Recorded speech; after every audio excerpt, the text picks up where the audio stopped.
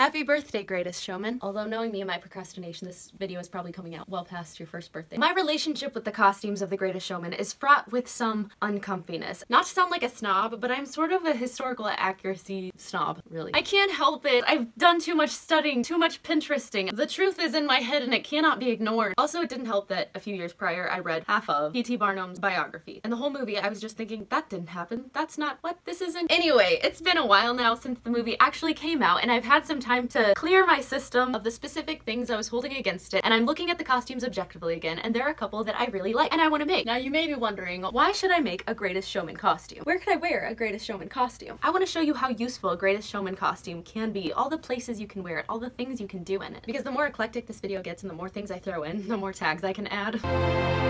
When making our Hugh jacket, not our Hugh jacket, when making our Hugh Hefner jacket, not Hugh Hefner, we will never, Hugh Jackman jacket. When making our P.T. Barnum costume, we're gonna try to do this as sewing machineless as possible, because apparently there are several people subscribed to me that don't have or use sewing machines, yet still watch my videos. I'm just glad you're here. So because I'm thankful for you, I'm gonna show you a way to make a Greatest Showman type costume without having to use a sewing machine. First, you're gonna need a red jacket. You'll probably find one at a thrift store. You won't be needing this.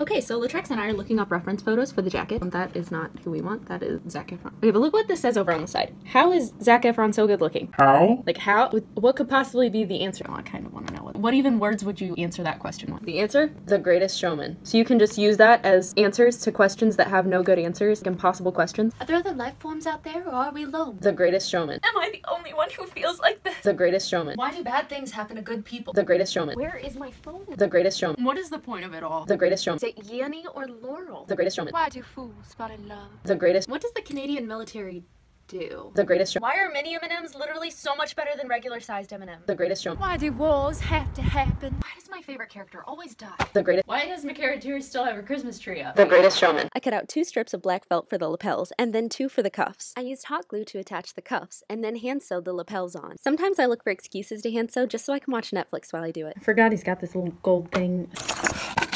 This is a poinsettia, which is kind of stupid, but do I care? Yes, but just not enough. Trying to do more costume research on Google Images. Greatest Showman review. Hugh... Oh, wait. What's wrong with this picture of Hugh Jackman? Oh, I don't know. Maybe the fact that it's Tom Cruise? The internet is a deliciously intelligent place. Okay, so I did use my sewing machine once to take in this vest that my friend JJ gave me the day his car got stolen, and his car getting stolen has nothing to do with any of this, but I just thought it was an interesting fact. To decorate my vest, I hot glued some trim on in the shape of 8 upward slanting V's. It should come out looking like an amateur artist's rendition of a flock of seagulls. This standard cheap hat bought online sits a little too far down on my head, so what you're going to do to fix that is hatception. Take a hat, then put the hat in the hat, and voila! Okay, so it's time to film the grand reveal, and I don't have a cane.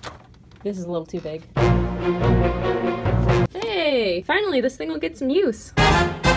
Ladies and gents, this is the moment you've waited for, or dreaded. Other uses for this costume include looking like a nutcracker at Christmas time, or a baton twirler anytime. I'm gonna throw it up under one leg and catch it under the other. I started by cutting a general bodysuit shape on the fold of a cheap jersey knit fabric. I made 2 layers of this, then sewed the 2 layers together at the neckline. And then I folded that in half and cut it right down the middle and sewed it right back together. This is not a necessary step, but it sort of mimics the seams that are on the front of Zendaya's bodysuit. I traced the front to make a back, then bonded both at the crotch of our very historically inaccurate bodysuit. Then I zigzag stitched elastic around the leg holes. For the neckband, I cut out a strip of nude mesh fabric that was about as wide as a Hershey bar and as long as a Barbie. Then I sewed it in tubular fashion and turned it inside out. For the chest area, I double layered the mesh so that it wouldn't be see-through. I rounded the top to accommodate for a neckband, then attached said neckband. I sewed that in place, then set to work on bedazzling. By the way, if you noticed that my hair was brown while I was actually cutting out the bodysuit, I wish I had time to explain that. To make the gloves, you're going to want to cut the mesh as long and as wide as just an arm, really. And for the finger hole, sew on 1 loop that is big enough to fit 1 Vienna sausage inside. Next, sweep off any egg shards you might have on your table and get out your purple tulle and your 100K plaque. Then cut a couple strips of tulle that are 2 plaque worths long. Cut 2 pieces of elastic to be exactly the size of your gigantic bicep. Then ruffle the tulle the same way we did in my holiday Barbie video. Somehow I managed to lose a bunch of footage, but I also added ruffles like this to the hips of our bodysuit. Oh, and before sewing the gloves shut, I bedazzled them with some gems and E6000 glue. Zendaya has these highly rad gold Victorian shoes, and I could easily just spray paint some Victorian type shoes gold. However, of all the shoes I own, the ones that look most similar to those are these, and they're ice skates. But did that stop me? No, white's a boring color anyway, so I decided just to paint the dang things. You know, I should have got a wig, but I've only been planning this video for like a year, so I didn't really have time to buy one. So I'm just going to be doing my hair and then spraying it pink. I have to leave for work in a couple of hours, so I have to get this grand reveal done, shower, and then go to work without pink hair because I work at a reputable place. Apparently pink is not a natural hair color. In the movie, her hair is cotton candy pink, and I would consider this radioactive cotton candy that an alien Barbie would eat, but cotton candy nonetheless.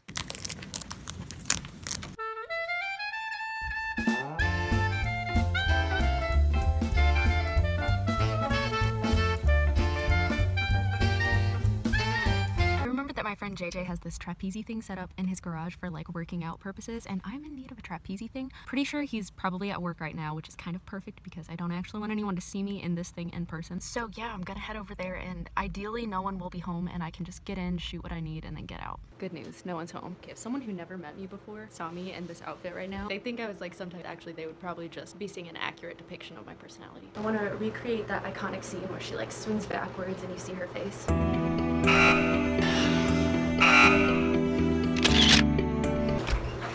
Hi! Yeah, come on in and say hi to the camera. Oh, remember Ruthie? I thought no one was home. I thought I saw your car here, so I came out here. Sorry, I didn't know you were recording that. That's alright, it's your house. That security camera? Yeah, it's plugged in. Gonna get some good footage. This one's for the people always commenting that I should do longer grand reveals. So at this point, I finally started to feel awkward about wearing ice skates while not ice skating.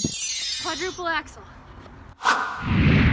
Uses for this look include ice skating, attracting attention, and looking like Wanda from Fairly Odd Parents. The number of cars slowing down on that road. It's like they've never seen a whatever I am before. So I'm gonna head home now. Partially because my hair is too ruined to get any more good shots. Partially because I have to go to work. And partially because my toes are super cold. I really need some of that toasty toe stuff. You know, the insoles you put in to keep your toes warm. My dad was going to Walmart the other day and I asked him, could you get some toasty toes? And he's like, oh, we already have some. I said, really? And he reaches on top of the fridge and hands me a bag of tortilla chips. Tostitos, Have you ever heard such a dad joke? I just literally do not have time to wash all of this out of my hair before work, so I'm literally going to have to wear a wig to work. Yes, I'm going to have to wear fake hair because my real hair looks too fake. This look is not super me, not super comfortable, but it's allowed. It's 50% off day at Salvation Army, so it's gonna be a jungle in there.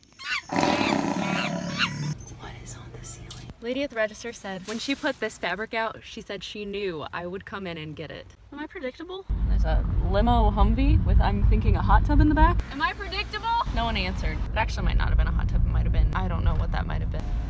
Dang it, I bet you knew I was gonna roll my window up. Do you think I'm predictable? So at this point, I literally cannot get anything done until I get this figured out. So I'm going to call everyone close to me and ask, am I predictable? What? Am I predictable? Okay, I love you, bye. Yep. Am I predictable? No, is that it? Yeah, bye. Bye. This is quite the flattering angle of my jawline. Am I predictable? Sometimes. Alright, thanks. Hey, Micah? Hello? Am I predictable? Yes. I predict that you're gonna walk through the door. That invalidates your argument. I'm actually at home. No, of course you're not predictable. Alright, I love you. Bye. Bye. Love you. Am I predictable? What do you mean? Like predictable, like you can predict predictable? I don't know. Why? Okay, bye. I know that. Am I predictable? No, not really. Okay, thanks. Bye. Why do you ask? Do you think I am predictable? Predictably unpredictable. I'll take it. Who's this? This is Makara. Oh, hi. You sound like my cousin. Am I predictable? Are you predictable? Bye. Okay, bye. Dad? Really, my sister is the one person who I really predicted would answer their phone, and she didn't. Maybe she's Mrs. Unpredictable. Maybe she took all the unpredictability out of my mother's womb into herself. Oh, my dad's called me back. I think he's feeling better now. Yellow. Do you think I'm predictable? Just sometimes. Why? If you had to either put me in one category, a predictable person or an unpredictable person, which would you put me in? I'd put you more unpredictable. That's all I needed to know. I love you, bye. Love you more. Bye. I should just march back up to Salvation Army and be like, hey lady, I just called 12 of my closest and some not so close friends, and they don't think I'm predictable, so come to think of it, she never actually called me predictable either. I feel like I may have blown this all out of proportion. Alright, time to start on the dress. I'm trying to decide if I should use the more muted side or the super purple side. By the way, do you like my lip gloss? I kid you not, it is bacon grease. As with all life's difficult decisions, I put it to an Instagram vote, and while that was a Bruin, I sketched some pieces for the impending dress. And the winner is... I used a paper towel holder to determine the length of the front of my bodice, and then I cut it out on the fold. Then I copied that onto another piece of fabric so that I would have 2 layers for the front of my bodice. I made this bodice very similarly to my Cinderella dress, but I want to caution you, if you're going to watch that video, it's pretty bloody. I cut 2 lines down the front of my bodice, then trimmed away a little bit at the top and at the bottom so that the main part of the bust part would be the biggest. Then I put it all back together and then sewed the front and back together right along the top, then flipped it inside out and ironed it. I made the back by basically tracing the front and making it a little bit more basic. You may notice I'm talking a bit more quietly and calmly now. That's because my father's asleep in the next room. I used zip ties and ribbon to make boning channels in only the under layer of our bodice. After cutting the zip ties to size and putting hot glue on the ends to keep them from being too sharp and pokey, I sewed the ribbon to the bodice, sewing as closely to the edges of the ribbon as I could. Then I slid our little plastic friends into the channel and did a rolled hem all along the bottom of the top and under layer of our bodice. Then I created a million, or maybe just 14, of these little pieces of ribbon with knots tied on each end. Then to give my bodice a nice lace-up back, I looped and pinned these little ribbonettes all along the outer edges, then sewed them in place. Okay, I hope you enjoyed that little ASMR moment, but it's the next day and I can talk as loud as I want. I constructed our high-low skirt out of 4 main pieces. 1 front panel about the length of a year-old alligator, 2 tapering side panels, and 1 back panel as long as my waist to my feet. Then I pinned all those pretty purple panels together and pleated them along the top to fit my waist perfectly. I sewed the pleats in place and then sewed the skirt panels together, but I actually should have done that in the opposite order. Then I accidentally pinned the skirt lopsidedly to the bodice and sewed it in place while watching the Ted Bundy tapes. Now to make that collar around her neck that I find oddly reminiscent of a cobra, I cut out a piece about the size of a 3-year-old human, folded it in half, then sewed it in place, turned it inside out, and draped it on myself, making adjustments as needed. And for the little black accents on her neckline, I just hot glued some black tulle in place. To make the beard, you're gonna want to dig through your trash and pull out some pieces of mesh fabric. Then I trimmed hair off of my wig and hot glued it onto the mesh. If you don't have a wig you can take from, try visiting a local hair salon and scouring the floor for hair clippings. Add eyeshadow to your face before applying the beard to make it look a little more realistic. This look makes my teeth look whiter. Next, we have to put on some extreme fake eyelashes like the bearded lady has in The Greatest Showman. What says Victorian era costume like falsies? Now to apply my fake beard, I'm going to take this eyelash glue that I spent way too much money on and set it down because I spent way too much money on it to cover this whole thing with lash glue. Then I'm going to take out my hot glue gun and contemplate how much this costume is really worth to me. Now, this is a low temperature hot glue gun, but it's still hot enough to, you know, melt glue. But I have a feeling I can pull this off if I put the glue on here and then wait till it's not too hot to burn me, but hot enough to adhere to my skin. We're just gonna do it. It's warm, but it wasn't warm enough to stick. So we gotta get it when it's a little hotter than that. Oh, so then we just... Don't try this at home. I'm not recommending you do this. It's a good pain. You know, like when you're doing Jane Fonda workouts and she's like, feel the burn. Oh, I'm feeling a burn. Now for this next part, we will be using eyelash glue because we need to stick the glue directly to our skin. This is such a mess.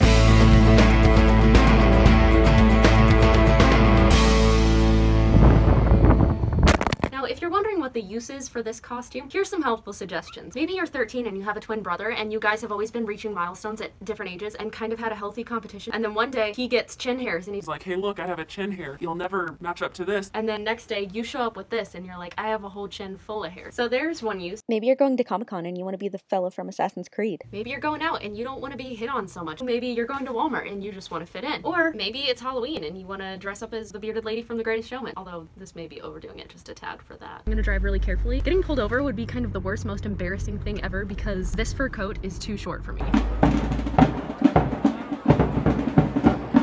It'll come off on its own eventually.